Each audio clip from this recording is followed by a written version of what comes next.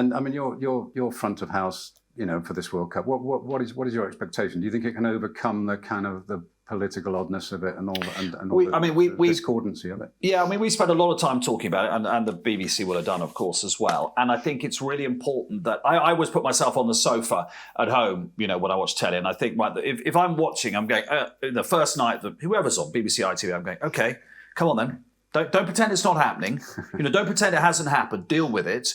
So we've talked a lot about, how we need to deal with it up front, how controversial the World Cup is, and what the issues are, which we will do. And then I think after that, and we'll do that, over the first 3 or 4 days in various ways. After that, it is beholden to us to do it in an editorially rigorous way, in whatever shape that takes. It may be that nothing happens. The truth is, none of us in here know. I mean, I went to, you love your racing. I went to Goodwood Races this summer, and the Qataris sponsor Goodwood. And I was in a box sponsored by the Qataris, and the guy who runs the World Cup was in there. So an old colleague of mine at the BBC, Richard Conway, is his PR man. He said, have you met him? I went, no. He said, come and have a chat with him.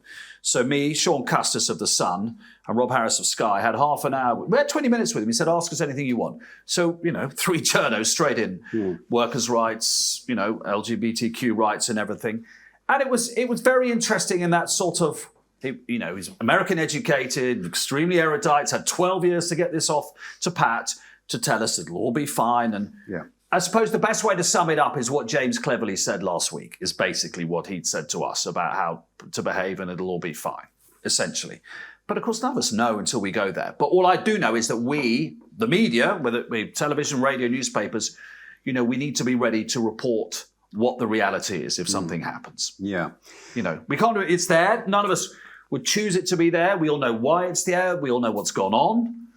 We all know what happened in 2010 for them to get it. There's that amazing book by the Insight team, wasn't it? The Sunday Times Insight team. Yeah. About how they got it. Yes. But it's and I say with a lot of confidence, if I may, that I know that we at ITV will do that, because on the day of the final at Wembley, we were on air at 6:30, and at 6 o'clock it was very apparent to us suddenly what was happening. So there's 4 of us all in a conversation, down various, and we said, whatever we're going to do in the first half hour of the programme, throw it out the window. We need to report what is going on now. We had some video footage of, people storming and so forth. It doesn't matter if it hangs together a bit. I mean, from a personal point of view, I worked in a rolling news service for 25 years, so that was fine. I enjoy that challenge. So all I say is I'm confident editorially we will be doing what we need to do, if it happens. I'm intrigued to. I was at a Lewis game the other night, and there were these fellow Lewis fans standing around me saying, "I'm not watching it. I'm not having anything to do with it. I'm turning my back on it. This pushes me too far." And fans have been pushed a long way with takeovers of clubs by nation states, with the Super League experiment, the whole exploitation of fans with ticket prices and all the things we know about. And I'm really intrigued to know whether people will start out boycotting it in their heads, and then they'll watch a couple of games and they'll see this world-class goal and think, oh, hang on, did you see, Brazil against so-and-so? I'm just going to have a quick look. And the old narcotic will kick in again, and everybody will just say, well, let's argue about all the other stuff after the tournament. I'd love to know what people's attitude is. I also think we have to be realistic. Things are really tough at the moment. It's dark. It's going to be raining. We've got a cost of living crisis. You don't have to. You're right. You paid your license fee. I take that. You don't have to pay for it effectively. No, true. And it's on. There are 4 kickoff times a day. UK time: 1 o'clock, 10, 1, 4, and 7. Well, if it's pissing with rain, you've just got the kids home from school, and it's 4 o'clock. That's quite. And Brazil are playing. That's quite nice, isn't it? Well, and the other crucial thing, that's of course, that's quite a nice thing to look forward to on a Tuesday afternoon. Well, it could be. And the other thing, of course, is they've taken away your club football. So I was looking at the fixtures, and so Manchester United play on Sunday week against Fulham, 13th of November, and they don't play in the Premier League again until the 27th of December at 8 o'clock. That's a huge gap. Yeah. And of course, football, as we all acknowledge, is one of the things that gets us through the winter, isn't it? Yeah. And the Christmas programme that everybody complains about because the players get, worn out, it actually gets you through Christmas. It helps you through Christmas, doesn't it? Let's face it. Gets you out of the house. Gets other people out of the house. My daughter Martha's appalled by me saying that, but it does help. Yeah. And so it's not like you can say, I'm not going to watch this corrupt World Cup. I'm going to watch Arsenal against Chelsea instead because it won't be there. You know, they've taken your choice away. Yeah. And I think anybody who feels that about, we all understand what people's views will be on Qatar having the World Cup. That's fine. But, it's here. I suspect, I'm pretty sure people will watch it. I'm pretty sure people will watch it. I'm convinced they will. It's the football. And they shouldn't feel guilty about watching it either. No. Well, they shouldn't in the sense that is this World Cup more compromised than club football? Yes, in many ways. No, in some other ways. There are a lot of moral conundrums involved with it. But not just football, are there? Compromise if you support Newcastle. Compromise if there's Formula One in Saudi Arabia. Compromise if there's world boxing in Saudi Arabia. And I remember going to the last World Cup in Russia and thinking, as we arrived, Jesus, 4 months ago, the city of Salisbury was exposed to Novichok. I mean, there could have been, a serious number of deaths in Salisbury from Novichok poisoning when the Skripals were attacked. And Russia had annexed Crimea. They were already well down the road to being a rogue state. But we all turned up in Russia and said, oh, this is a good World Cup. And it was a good World Cup. And there's nothing new about the states massaging what they need to do, is there? You talk about Russia. I mean, you and I have been to Olympics in China. They literally diverted a river, moved people. They did it in Atlanta. There's nothing new about states getting hold of the major sporting events and suddenly doing a sort of Highland clearance of the unworthies, is there? I mean, we're not just talking about, America did it, as I say, in Atlanta.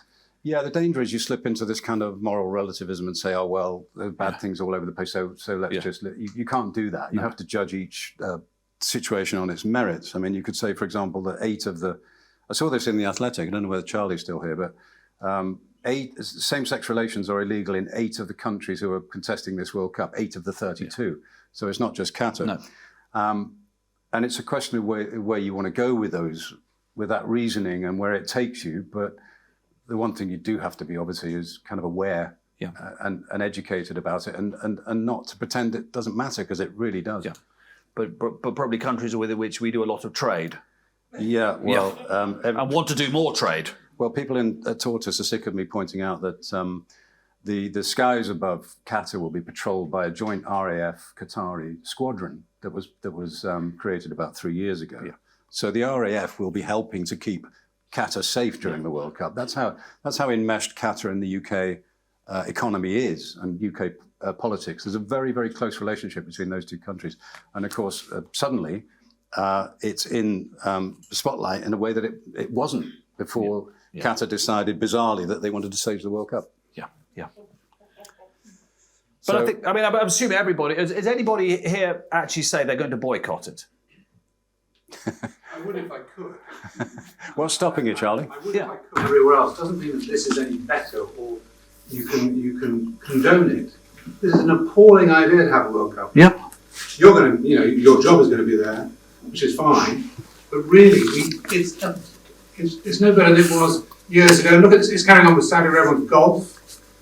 But it doesn't make it any better. No, it doesn't. You're saying, oh, well, because it's gone elsewhere, moral relativism, it will continue. It's a bad idea. Well, if I could stop watching it, I would. But of course, I'd watch it when it starts. What can we do as football fans, though? We've just got to watch the game. But there'll be 20 stadiums. Yeah, that's the whole point. We're here watching the game. So we don't watch the game because we object. Are you either of you going? No. Do you know anyone who is going? I wouldn't have gone if it was in Canada or. So you didn't want to go? You didn't? No. So what? So the suggestion is we don't support England because we object to the countries. What can we as football fans do about that? That's a UEFA, FIFA problem. Do you know anyone who is going? No. But you knew people who would have gone to Russia and would have gone to. No, I don't know anyone who went to Russia. They didn't go there either. Well, Russia was interesting because the message beforehand was don't go to Russia because the hoodlums are out in force. Yeah. And then actually, what was interesting was the minute you got about a week into Russia, you realised the hoodlums aren't going to misbehave, because if they do misbehave, Putin's going to do something to them. That was basically what happened there. Yeah, I mean, in Russia, the FSB went round the hooligan groups about 6 months before the tournament and said, you're leaving the country during the World Cup. And if there's a squeak out of you, you'll be leaving the country permanently to Siberia. And they crushed They crushed the hooliganism problem before it started because the Russians had spent $20 billion, $30 billion to stage this World Cup. The last thing they wanted was a few lunatic Russian nationalists ruining it for them, you know. So the whole thing's a power play. But we haven't got anybody who's boycotting the World Cup then. Not that you should. I'm not saying you should. I'm just curious to know whether. No enthusiasm for it. No. And I would be in the pub first game. First game, I'm not bothering. It's in at 1 o'clock kick-off or something. Second game's on at 7 o'clock at night. I should be watching it. I'm not even bothering. No, but I understand why there's no enthusiasm for it now, because we've still got league matches. That's why. That's why there's no enthusiasm for it. There isn't that sort of gradual build-up time of of getting your wall chart and reading all the newspapers and reading all the the pen picks of every single squad and so forth. Yeah, that will all come in a rush, won't it, on Monday week, basically. Yeah.